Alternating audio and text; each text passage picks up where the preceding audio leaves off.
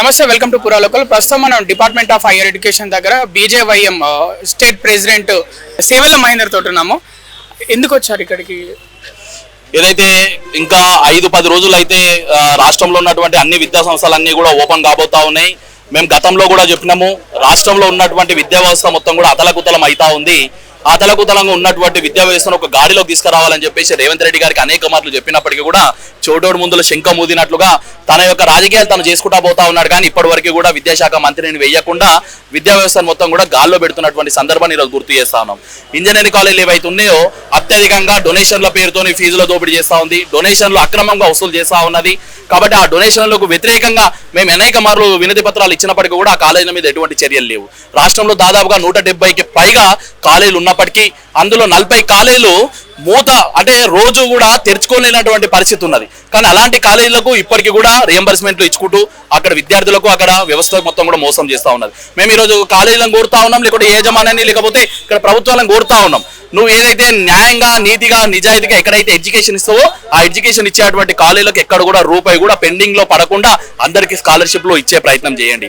ఎక్కడైతే మోసాలు చేస్తున్నారో ఫ్యాకల్టీస్ లేకుండా ఉట్టిగా నామమాత్రంగా కొంతమంది పేర్లు పెట్టుకొని కాలేజీలు నడిపిస్తున్నటువంటి వ్యక్తులు ఎవరైతే ఉన్నారో అలాంటి వ్యక్తులను మాత్రం ఖచ్చితంగా కొరడ వేసే ప్రయత్నం చేయండి అని చెప్పేసి భారతీయ జనతా యువమోర్చా ద్వారా మేము అందరం కూడా కోరుతా ఉన్నాం. అదేవిధంగా బీ క్యాట్ కిందకి ఉన్నటువంటి ఇవి అదేవిధంగా మేనేజ్మెంట్లకు ఏవైతే సీట్లు అయితే ఏవైతే ఉన్నాయో వాటి ద్వారా మీరు డబ్బుని దండుకునే ప్రయత్నం చేస్తా ఉన్నారు. అట్లా కాదు, వీటిని కూడా ఏదైతే కౌన్సిలింగ్ పద్ధతిలో ఏ విధంగా అయితే మీరు ఇస్తారో అదే విధంగా వీటిని కూడా మీరు ముందుకు తీసుకుపోయే ప్రయత్నం చేయాలి. వాటిని కూడా క్రమబద్ధీకరణ పరంగా ఒక లీగలైజ్డ్ గా మనము వాటిని అలర్ట్మెంట్ చేయాలని చెప్పేసి భారతీయ జనతా పార్టీ మేము అందరం కూడా కోరడం జరుగుతుంది. అంతేకాకుండా భారతదేశంలో కాదు లేకపోతే మన ఎక్కడ లేని విధంగా భారతదేశంలోనే ఎక్కడ లేని విధంగా మన రాష్ట్రంలోనే ఈ యొక్క బోర్డ్ ఆఫ్ ఇంటర్మీడియట్ అండర్లో నడుస్తున్నటువంటి ఇన్స్టిట్యూషన్ పర్మిషన్స్ ఉండయి, వాటికి ఎటువంటి అనుమతులు ఉండయి. కానీ లక్షల ఫీజులు ఇంటర్మీడియట్ వసూలు చేస్తా ఉన్నది. నారాయణ, శ్రీ చైతన్య, అదేవిధంగా రెజోనెన్స్ అనే పేర్లతోని ఫీజుల దోపిడీ జరుగుతూ ఉన్నది. ఎందుకు బోర్డ్ ఆఫ్ ఇంటర్మీడియట్ వీటిపైన ఎందుకు కొరడా చేస్తలేదు, ఎందుకు వారి మీద యాక్షన్ తీసుకోలేకపోతుంది అని చెప్పేసి భారతీయ జనతా పార్టీ మేము అందరం కూడా డిమాండ్ చేస్తా ఉన్నాం.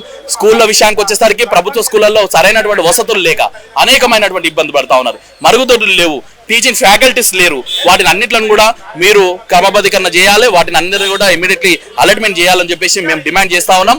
ఏదైతే స్కూళ్ళ పేర్లతోని ప్రైవేట్ స్కూళ్ళ పేర్లతోని ఏవైతే అత్యధికంగా ఫీజులు లక్షలకు ఫీజులు వసూలు చేస్తున్నారో అలాంటి స్కూళ్ళ మీద కూడా ఖచ్చితంగా ఏదైతే ఈ కాంగ్రెస్ పార్టీ ఏదైతే ఉందో ఆ కాంగ్రెస్ పార్టీ వారి పక్కన కూడా ఆలోచించాలి. వారి అట్లా చేస్తున్నటువంటి వ్యక్తులని క్రిమినల్ యాక్షన్ కిందకి తీసుకొని వారి మీద కేసులు పెట్టి వారిని కటకటాలకు పంపించే ప్రయత్నం కూడా ఈ ప్రభుత్వమే తీసుకోవాలని మేము డిమాండ్ చేస్తా ఉన్నాం. లేని పక్షంలో ఈ రోజే మేము హైయర్ ఎడ్యుకేషన్లో ఇచ్చినాం, ఇప్పుడు బోర్డ్ ఆఫ్ ఇంటర్మీడియట్ ఇస్తాం, ఇప్పుడు నెక్స్ట్ ఏదైతే స్కూల్ ఎడ్యుకేషన్ ఉందో దాంట్లో కూడా ఇవ్వడానికి పోతున్నాం. ప్రభుత్వం కూడా నిర్ణయం మార్చుకోక స్పందించినట్లయితే ఖచ్చితంగా భారతీయ జనతా పార్టీ మా యొక్క కార్యాచరణ ఏందనేది మేము నిర్ణయించడం జరుగుతుంది. రాష్ట్రంలో విద్యాశాఖ మంత్రి లేకనే ఇవన్నీ జరుగుతున్నాయని అనుకుంటున్నారా? 100% ఏదైనా ఒక వ్యవస్థ నడవాలంటే దానికి ఒక శాఖ అనేది ఒక ఏర్పాటు కావాలి. ఈరోజు ఒక ముఖ్యమంత్రిని ఎందుకు పెట్టుకుంటాం, అన్ని శాఖలు నడవాలని చెప్పేసి, మీద హోమ్ మినిస్టర్ ఎందుకు పెట్టుకుంటాం, ఆ శాఖ ప్రక్షాళన కరెక్ట్ నడవాలని చెప్పేసి. విద్యాశాఖ అనేది చాలా ఇంపార్టెంట్. ఒక రాష్ట్రం అభివృద్ధి చెందాలంటే ఎడ్యుకేషన్ అనేది చాలా ఇంపార్టెంట్. ఆ ఎడ్యుకేషన్ మినిస్టరే లేకుండా ఈరోజు రాష్ట్రంలో మొత్తం కూడా అంత బాగుంది, అక్షరాస్యత బాగుంది అని చెప్పేసి అంకలు గుద్దుకుంటే కాదు కదా. కాబట్టి రాష్ట్రంలో ఉన్నటువంటి ఎడ్యుకేషన్ మొత్తం కూడా బాగుండాలంటే విద్యాశాఖ మంత్రిని ఇమీడియట్లీ ఏర్పాటు చేయాలి. ఆయన ఒక చైర్ మీద కూర్చొని ఇవన్నీ ప్రక్షాళన చేస్తుంటేనే, రోజు మానిటరింగ్ చేస్తుంటేనే అవుతుంటది. సీఎం రేవంత్ రెడ్డి గారికి అనేకమైనటువంటి పనులు ఉంటాయి, అనేకమైనటువంటి రాజకీయాలు ఉంటాయి. అన్ని రాజకీయాలలో దీన్ని చేయగలుగుతాడంటే ఎక్కడ కూడా చేసే పరిస్థితి ఉండదు. కాబట్టి ఖచ్చితంగా మేము డిమాండ్ చేస్తా ఉన్నాం, ఇమ్మీడియట్లీ విద్యాశాఖ మంత్రిని వేయాలి. వేయడమే కాదు, ఇవన్నిటిని కూడా ప్రక్షాళన చేయాలి. అక్కడ స్కూళ్ళు కావచ్చు, ఇంటర్ కావచ్చు, ఇంజనీరింగ్ కావచ్చు, ప్రొఫెషనల్ కోర్సులు కావచ్చు, వాటిని అన్నింటిలో కూడా ప్రక్షాళన చేసి అందరికీ న్యాయం జరిగే విధంగా ఈ ప్రభుత్వాలు చర్యలు తీసుకోవాలని చెప్పేసి మేము కోరుతా ఉన్నాం. డిపార్ట్మెంట్ ఆఫ్ హైయర్ ఎడ్యుకేషన్ లో లోపల వినతి పత్రం ఇచ్చారు కదా, ఏం చెప్పారు వాళ్ళు? వాళ్ళు చెప్తుంది ఏంటంటే మొత్తం లోపం మొత్తం కూడా నిజంగానే ఉన్నదని చెప్పేసి ఒప్పుకోవడం జరిగింది. మేము ఈరోజు మేము 10 రోజుల కిందనే మేము ఇంతకు ముందే 10 రోజుల కింద మేము ఒక మెమరాండం ఇచ్చినాం. మేమంతా కూడా మీరు ఇచ్చినప్పుడు కూడా మేము ప్రక్షాళన చేసినాం, పోయినాము. కానీ మీరు అన్నది వాస్తవమే, ఏ కాలేజ్కి వెళ్ళినా కానీ అక్కడ ఫ్యాకల్టీస్ లేరు, ఎవరు లేరు, కానీ స్కాలర్షిప్ తీసుకుంటున్నారు. ఉన్నటువంటి కాలేజీలలో టాప్ కాలేజీలు ఏమో డొనేషన్ల పేరుతో తీసుకుంటే అది మా అందరికి తెలుసు, సమాజం మొత్తం కూడా తెలుసు.